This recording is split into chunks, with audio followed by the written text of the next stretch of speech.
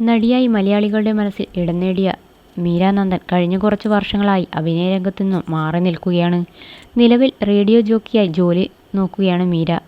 സിനിമയെക്കാളും താനിപ്പോൾ ഈ ജോലിയോട് കൂടുതൽ അറ്റാച്ച്ഡ് ആയെന്നാണ് നടി പറയാറുള്ളത്. ഇതിനിടെ കഴിഞ്ഞ വർഷമായിരുന്നു നടി വിവാഹിതയാവുന്നത്. അതിനും ഒരു വർഷം മുൻപ് വിവാഹ നിശ്ചയവും നടത്തി. എന്നാൽ വിവാഹ നിശ്ചയ ചിത്രങ്ങൾ പുറത്തു വന്നത് മുതൽ വലിയ പരിഹാസമാണ് മീര നന്ദന് നേരിടേണ്ടി വന്നത്.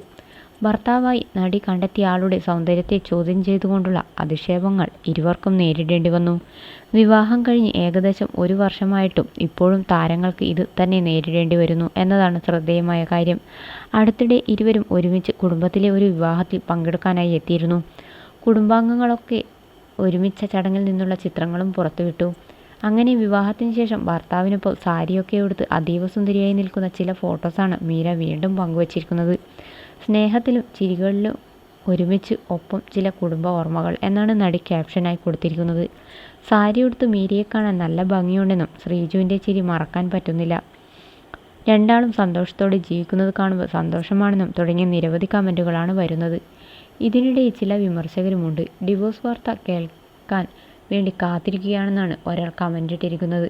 ചിലർ ബോഡി ഷെയ്മിംഗ് നടത്തിയും രംഗത്തു വരുന്നുണ്ടെങ്കിലും ഇതൊന്നും കണ്ടില്ലെന്ന് നടിക്കുകയാണ് മീരയും ഭർത്താവും. തങ്ങളുടെ സന്തോഷത്തിനിടയിലേക്ക് വരുന്ന ഇത്തരം നെഗറ്റീവുകൾക്ക് വേണ്ടി കളയാൻ സമയമില്ലെന്ന തീരുമാനത്തിലാണ് ഇരുവരും.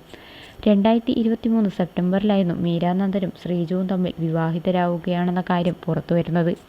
മലയാളിയാണെങ്കിലും ലണ്ടനിൽ ജനിച്ചു വളർന്ന ശ്രീജു അവിടെയാണ് സ്ഥിരതാമസമാക്കിയത്.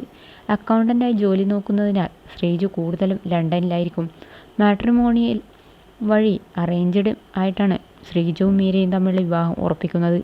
2024 ജൂണിൽ ഇരുവരും വിവാഹിതരായി.